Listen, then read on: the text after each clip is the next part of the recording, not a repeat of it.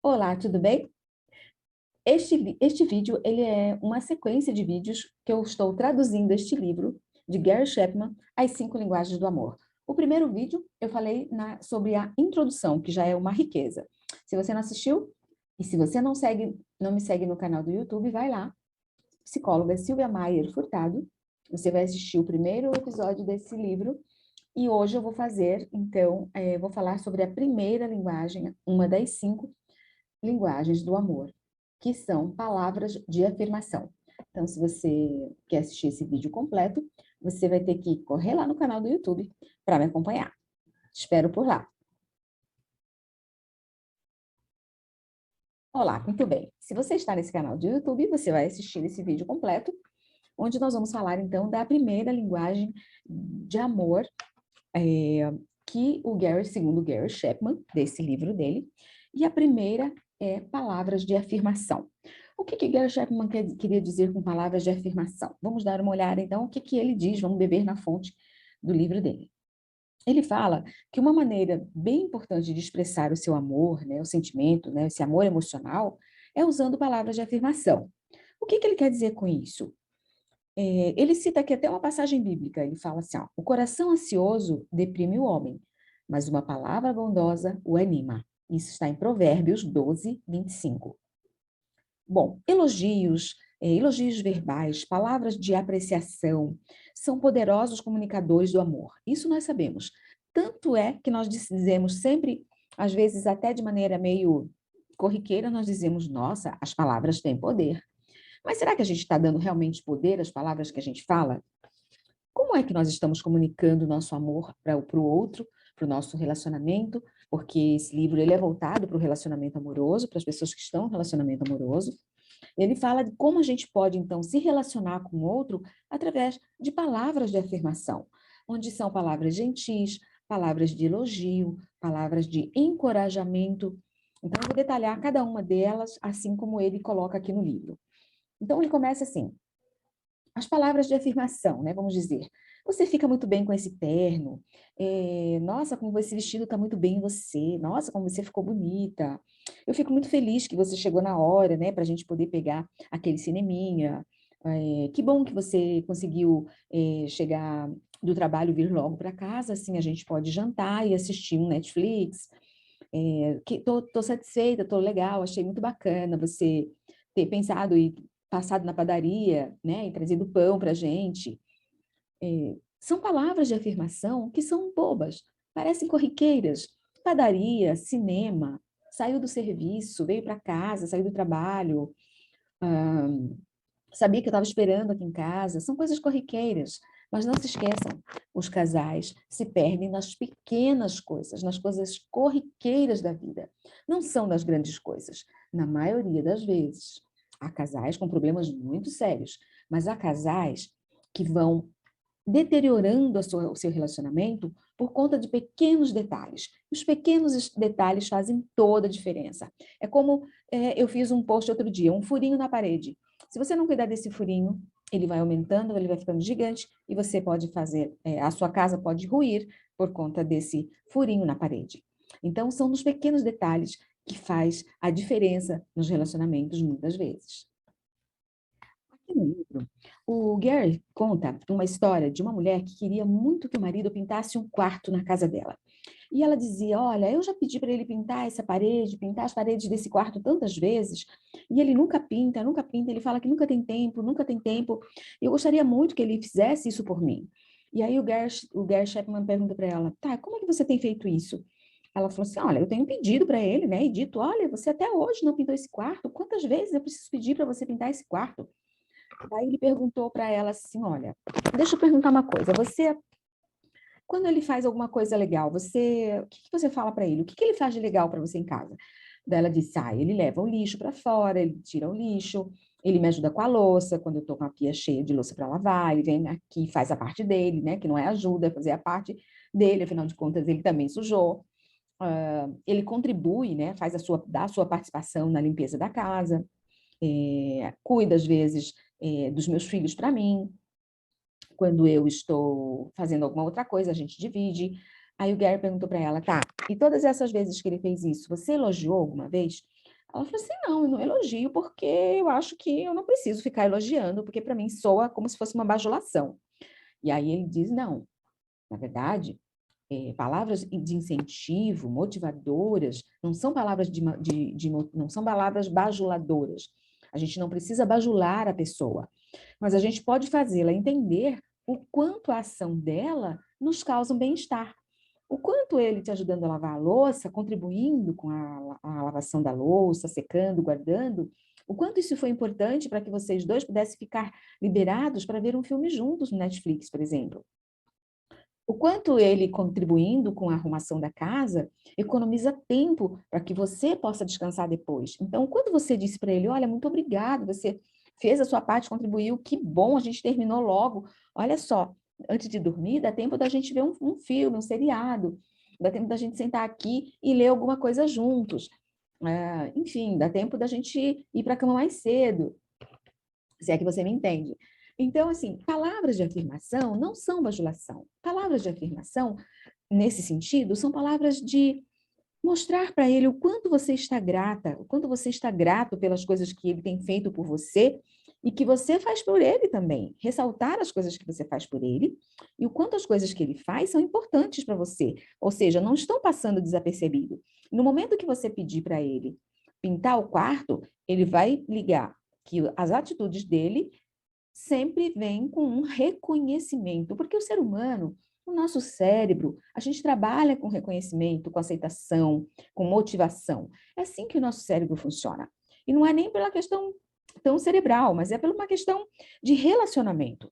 Quando eu estou num relacionamento e a outra pessoa está sempre me motivando, me encorajando, afirmando coisas legais sobre mim, mais motivada, mais encorajada eu fico a fazer coisas e ir nesse movimento ao encontro dela. Então, não é bajulação, não entenda como bajulação. Por que não é legal entender como bajulação? Porque a gente está falando das 5 linguagens do amor.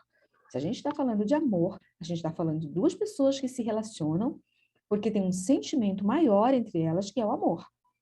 Se o seu relacionamento está esgotado, está cansado, se você já não suporta mais a sua relação, não cabe palavras de afirmação aqui, achando que as palavras de afirmação vão salvar o seu casamento.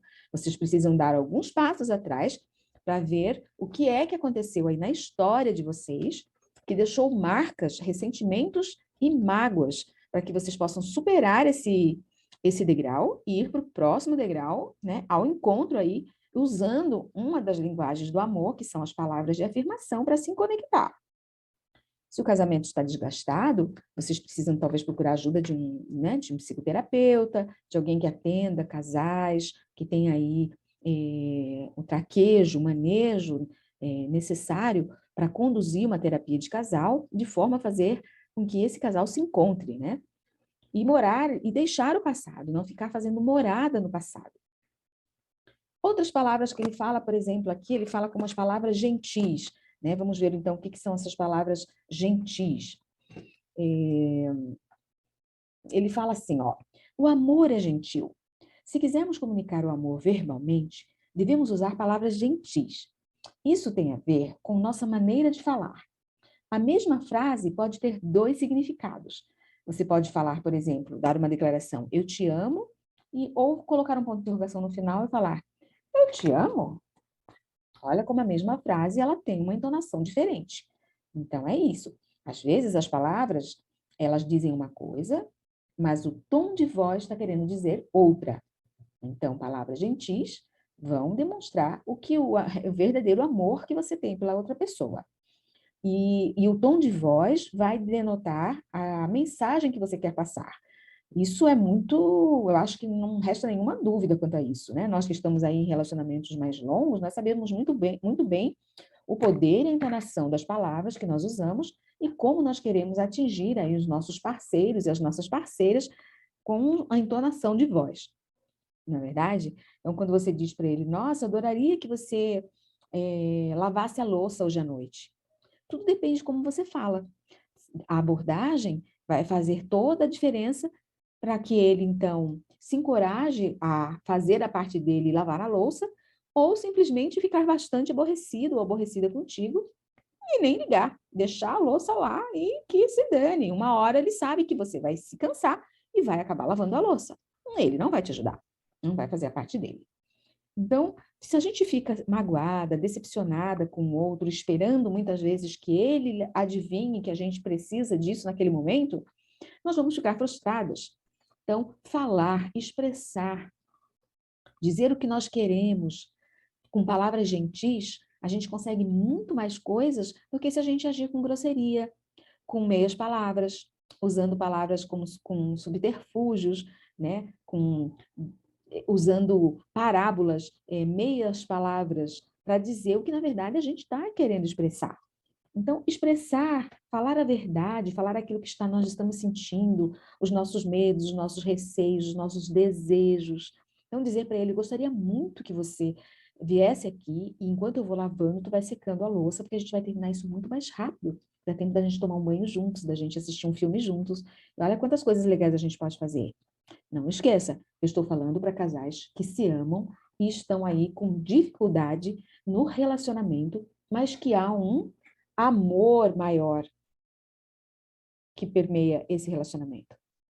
Não fique pensando, não vá achando que as palavras por si só vão fazer o seu casamento sair do lugar onde ele está, né, para um reencontro. Como eu falei, se tem coisas no passado, elas precisam ser olhadas, né? Outras palavras que ele fala, né, palavras encorajadoras, né? Então, o elogio, ele é apenas uma maneira de expressar palavras de afirmação. Outras possibilidades são as palavras encorajadoras. Por exemplo, a palavra encorajar significa inspirar coragem. Mas o que é isso? Há áreas em nossa vida nas quais nós sentimos inseguros, carecemos de coragem, e essa falta nos impede de realizar coisas muito positivas, né? Que nós até gostaríamos de fazer, mas a gente não tem muita coragem de fazer. E aí ele fala o que isso pode ser, né? As palavras encorajadoras, por exemplo, para o seu marido, para a sua esposa, podem inspirá-la a dar aí os primeiros passos, às vezes num processo de falar mais sobre ele, de se abrir com relação a alguma dor do passado. Se você o encoraja, né, se movimenta no sentido, né, ao encontro dele, para que ele estimule ele a falar sobre ele, encorajando-o a falar, estando aberta a ouvi-lo, quantas coisas você não vai descobrir do seu esposo, da sua esposa?